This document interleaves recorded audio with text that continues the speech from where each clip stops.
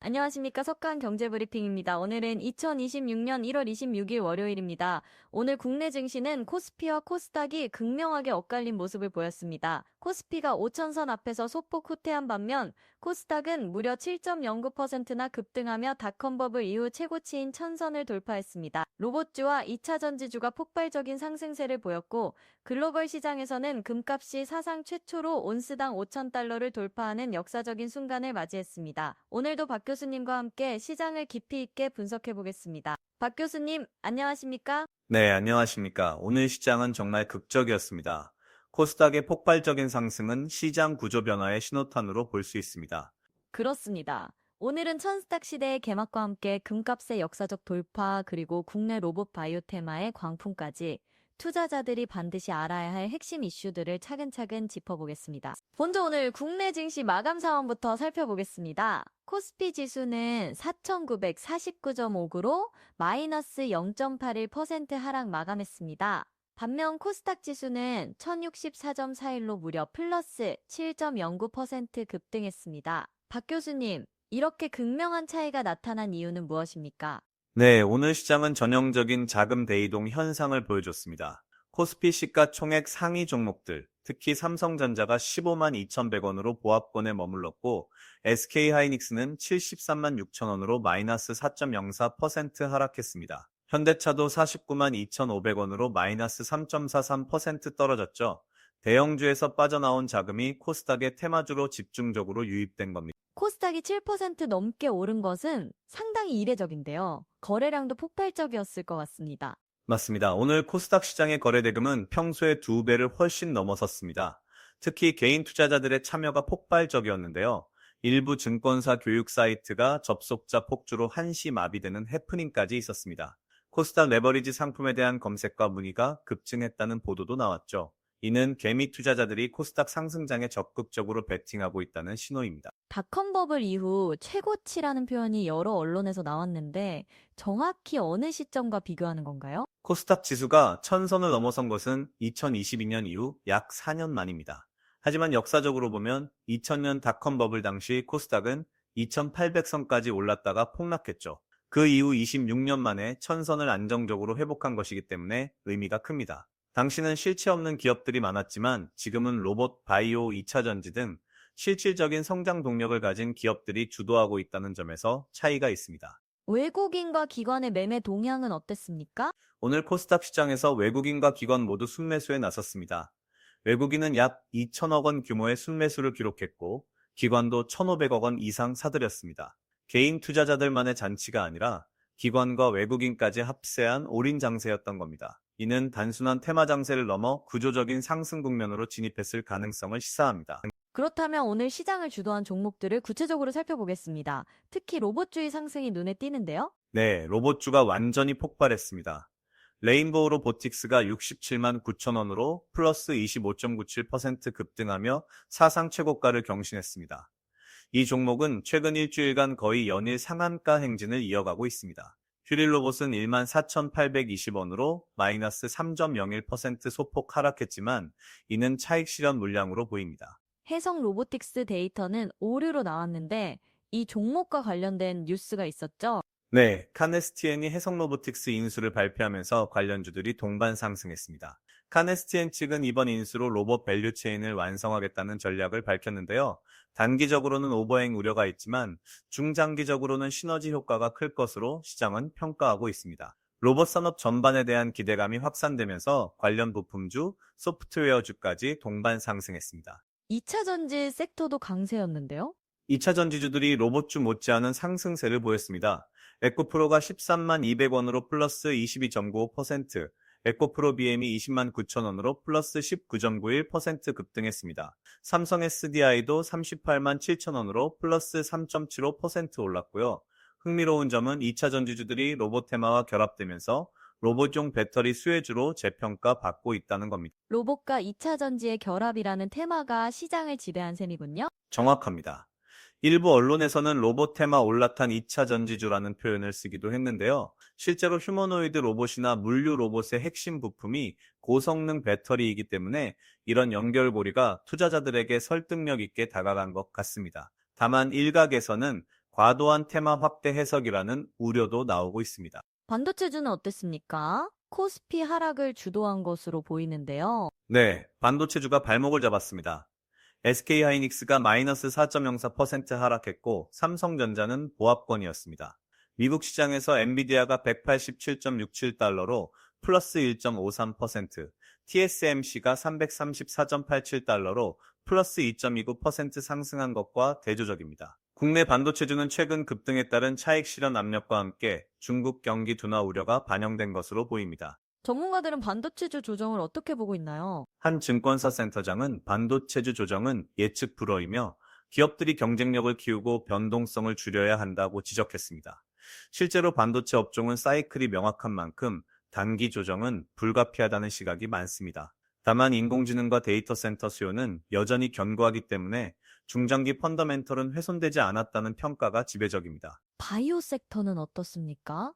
바이오주도 강세였습니다. 퍼스트바이오가 317억 원 규모의 시리즈 D 투자 유치를 완료했다는 뉴스가 나오면서 바이오 섹터 전반에 훈풍이 불었습니다. 일부 언론은 다음은 삼천 스탁이라며 바이오와 로봇주의 불기둥이 계속될 것이라는 전망을 내놓기도 했습니다. 다만 바이오주는 변동성이 크기 때문에 선별적 접근이 필요합니다. 환율 시장으로 넘어가 보겠습니다. 원달러 환율이 1439.77원으로 마이너스 1.61% 하락했습니다. 원화 강세가 나타난 건데요. 네, 원화가 상당히 강세를 보였습니다. 1400원대 중후반까지 올랐던 환율이 1400원대로 내려온 것은 외국인 자금 유입과 관련이 깊습니다. 코스닥 시장의 외국인이 대거 순매수로 돌아서면서 달러 매도, 원화 매수 압력이 강해졌고 이것이 환율 하락으로 이어진 겁니다. 환율 하락이 수출 기업에는 부담이 될 텐데요. 맞습니다. 현대차가 오늘 마이너스 3.43% 하락한 것도 원화 강세 부담이 일부 반영된 것으로 보입니다. 자동차나 조선 같은 수출 주력 업종은 환율이 떨어지면 수익성에 타격을 받죠. 다만 원자재를 수입하는 기업들, 특히 정유나 화학 업종에는 긍정적입니다. 또한 해외여행이나 유학을 계획하는 개인들에게는 반가운 소식이고요. 미국 국채 수익률은 어떻게 움직였습니까? 미국 10년물 국채 수익률이 4.24%로 마이너스 0.24% 하락했습니다. 금리 하락은 채권 가격 상승을 의미하는데요. 실제로 10년물 국채 가격은 111.83으로 플러스 0.14% 올랐습니다. 이는 안전자산 선호 현상이 강화되고 있다는 신호입니다. 안전자산 선호라면 금 가격 급등과도 연결되는 이야기인데요. 정확히 맞습니다. 오늘 금값이 온스당 5,090.2달러로 플러스 2.29% 급등하며 사상 최초로 5,000달러를 돌파했습니다. 이는 역사적인 순간입니다. 금 관련 ETF에 올해 들어서만 8,600억 원이 몰렸다는 보도도 나왔고요. 투자자들이 주식시장의 높은 밸류에이션과 지정학적 리스크를 우려하면서 금으로 자금을 옮기고 있는 겁니다. 금값 5,000달러 돌파 정말 상징적인데요. 앞으로 더 오를 것으로 보십니까? 전문가들은 대체로 긍정적입니다. 한 투자 전문가는 당분간 더 오를 것이라고 전망했는데요. 그 이유로 첫째, 미국 연방준비제도의 금리 인하 기대감, 둘째, 중동과 동유럽의 지정학적 긴장, 셋째, 달러 약세 가능성 등을 꼽았습니다. 특히 중앙은행들의 금매입도 계속되고 있어서 수요 측면에서 강력한 지지를 받고 있습니다. 원유 가격은 어떻습니까? WTI 원유가 배럴당 61.48달러로 플러스 0.67% 소폭 상승했습니다. 오펙 플러스의 감산 연장 가능성과 중동 긴장이 가격을 지탱하고 있지만 중국 경기 둔화 우려가 상승폭을 제한하고 있습니다. 원유는 당분간 60달러 전후에서 박스권 흐름을 보일 것으로 예상됩니다. 미국 증시 상황을 살펴보겠습니다. 데이터는 1월 23일 금요일 기준인데요. S&P 500 지수는 6,915.61로 플러스 0.03%, 나스닥은 23,501.24로 플러스 0.28% 상승했습니다. 반면 다우존스는 49,098.71로 마이너스 0.58% 하락했네요. 미국 시장도 성장주와 가치주가 엇갈린 모습입니다. 나스닥이 23,000선을 넘어서며 사상 최고치 행진을 이어가고 있는 반면 다우존스는 소폭 하락했죠. 이는 투자자들이 여전히 기술주, 특히 인공지능 관련주에 베팅하고 있다는 의미입니다. 주요 기술주 개별 종목들을 보면 엔비디아가 플러스 1.53%, 애플은 마이너스 0.12%, 테슬라는 마이너스 0.07%였습니다. 엔비디아의 강세가 두드러지네요. 엔비디아는 187.67달러로 계속 상승세를 유지하고 있습니다. 인공지능 칩 수요가 여전히 폭발적이고 최근 발표된 실적도 시장 기대치를 상회했습니다. 반면 애플과 테슬라는 소폭 조정을 받았는데 애플은 아이폰 판매 둔화 우려가, 테슬라는 전기차 시장 경쟁 심화가 부담으로 작용한 것으로 보입니다. 변동성 지수 빅스는 어떻습니까? 빅스 지수가 16.09로 플러스 2.88% 상승했습니다. 16선은 여전히 낮은 수준이지만 상승세로 돌아선 것은 주의가 필요합니다. 시장 참가자들이 단기 변동성 확대 가능성을 염두에 두기 시작했다는 신호일 수 있습니다. 미국 증시의 밸류에이션 부담은 없을까요? S&P 500이 6,900선이면 상당히 높은 수준인데요. 밸류에이션 부담은 분명히 있습니다. S&P 500의 주가 수익 비율이 25배를 넘어섰고 일부 기술주는 30배, 40배를 넘습니다. 역사적 평균보다 상당히 높은 수준이죠. 다만 기업 실적이 예상보다 좋게 나오고 있고 인공지능 혁명이라는 구조적 성장 동력이 있기 때문에 프리미엄을 정당화할 수 있다는 시각도 있습니다. 결국 실적 시즌이 관건입니다. 이는 인공지능 인프라 투자의 막대한 비용과 리스크를 보여주는 사례입니다. 데이터 센터 하나를 짓는데 수조 원이 들어가고 전력 소비도 엄청나기 때문에 신중한 접근이 필요한 것이죠. 반도체 업종의 향후 전망은 어떻게 보십니까? 한 센터장의 지적처럼 반도체주 조정은 예측하기 어렵습니다. 다만 몇 가지 확실한 것은 인공지능 반도체 수요는 계속 증가할 것이고 고대역 폭 메모리 HBM 같은 첨단 제품의 공급 부족은 당분간 지속될 것이라는 점입니다. SK하이닉스가 오늘 조정을 받았지만 HBM 시장 점유율이 50%가 넘고 수주 잔고가 2년치가 넘는다는 점을 고려하면 중장기 펀더멘털은 여전히 견고합니다. 삼성전자는 왜 보합권에 머물렀을까요? 삼성전자는 메모리 반도체 회복세가 기대보다 더디고 파운드리 사업의 적자 지속, 그리고 갤럭시 스마트폰의 중국 시장 점유율 하락 등 복합적인 요인이 작용하고 있습니다. 다만 15만 원 선에서 강력한 지지를 받고 있고 배당 수익률도 3%대로 매력적이기 때문에 장기 투자자들의 저가 매수세가 유입되고 있습니다. 암호화폐 시장도 살펴보겠습니다. 비트코인이 87,741.52달러로 플러스 1.35% 상승했습니다. 박 교수님, 비트코인이 다시 상승세로 돌아선 이유는 무엇입니까? 비트코인은 금과 마찬가지로 안전자산으로서의 지위를 강화하고 있습니다. 특히 금값이 5,000달러를 돌파하면서 디지털 금보로 불리는 비트코인에도 자금이 유입되고 있습니다. 또한 미국에서 비트코인 현물 ETF의 순유입이 계속되고 있고 기관 투자자들의 참여도 확대되고 있습니다. 비트코인이 10만 달러를 돌파할 수 있을까요? 가능성은 충분합니다. 비트코인은 작년 말 10만 달러를 잠깐 넘어섰다가 조정을 받았는데 기술적으로 10만 달러가 강력한 저항선으로 작용하고 있습니다. 하지만 이를 돌파하면 심리적 모멘텀이 살아나면서 12만 달러, 15만 달러까지도 갈 수 있다는 전망이 나옵니다. 다만 변동성이 매우 크기 때문에 투자 시 리스크 관리가 필수적입니다. 알트코인 시장은 어떻습니까? 알트코인들도 비트코인을 따라 상승세를 보이고 있습니다. 특히 이더리움, 솔라나 같은 주요 알트코인들이 강세인데요. 디파이 분산 금융과 NFT 시장의 회복세가 긍정적으로 작용하고 있습니다. 다만 알트코인은 비트코인보다 변동성이 훨씬 크기 때문에 소액으로 분산 투자하는 것이 바람직합니다. 암호화폐 규제 이슈는 어떻게 되고 있나요? 미국에서는 트럼프 행정부 이후 암호화폐 친화적인 정책이 나올 것이라는 기대감이 있습니다.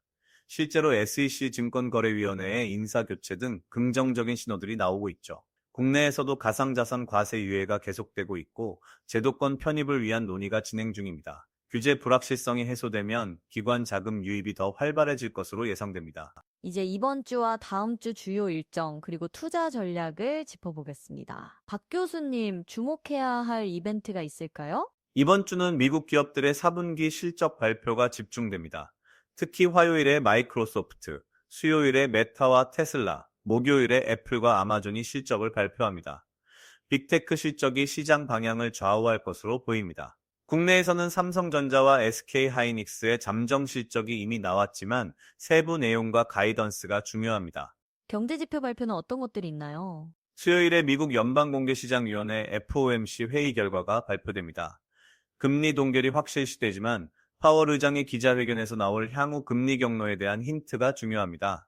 금요일에는 미국 고용지표가 나오는데 이것도 연준의 통화정책 방향을 가늠하는 핵심 지표입니다. 국내에서는 목요일에 12월 산업생산과 소비지표가 발표됩니다. 3월 주주총회 시즌을 앞두고 투자자들이 주의해야 할 점은 무엇입니까? 배당 기준일을 체크해야 합니다. 보통 12월 결산 법인들은 12월 말 주주 명부에 등재된 주주에게 배당을 지급하는데 이미 기준일이 지났기 때문에 지금 사면 올해 배당은 받을 수 없습니다. 다만 3월 주총에서 주주환원 정책 강화나 자사주 소각 같은 호재가 나올 수 있으니 관련 공시를 주의 깊게 봐야 합니다. 섹터별 투자 전략을 말씀해 주신다면? 먼저 반도체는 단기 조정 국면이지만 중장기 매수 기회로 볼 수 있습니다. 특히 HBM과 인공지능 반도체 관련주는 펀더멘털이 견고합니다. 다만 단기 변동성에 대비해 분할 매수하는 것이 좋습니다. 로봇주는 과열 양상이 뚜렷하므로 신규 진입은 신중해야 합니다. 이미 보유하신 분들은 일부 차익 실현을 고려할 시점입니다.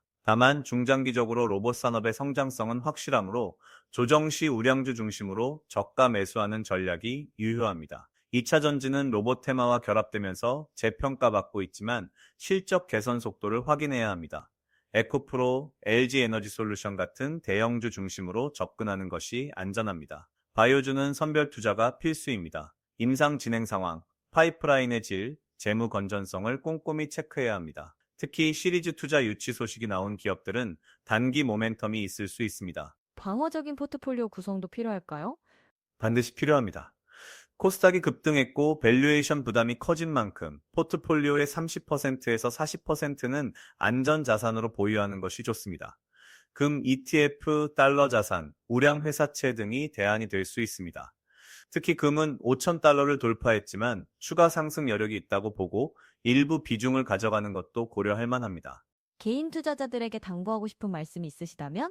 지금 시장은 기회와 위험이 공존합니다. 천스닥 돌파는 분명 긍정적이지만 과열 신호도 곳곳에서 나타나고 있습니다. 몇 가지 원칙을 지켜주시길 바랍니다. 첫째, 레버리지 투자는 최대한 자제하여시오. 코스닥 레버리지 같은 상품은 단기 트레이딩 수단이지 장기 투자 수단이 아닙니다. 둘째, 분산 투자하여시오. 한 종목, 한 섹터에 올인하면 큰 낭패를 볼 수 있습니다. 셋째, 손절 원칙을 정하여시오.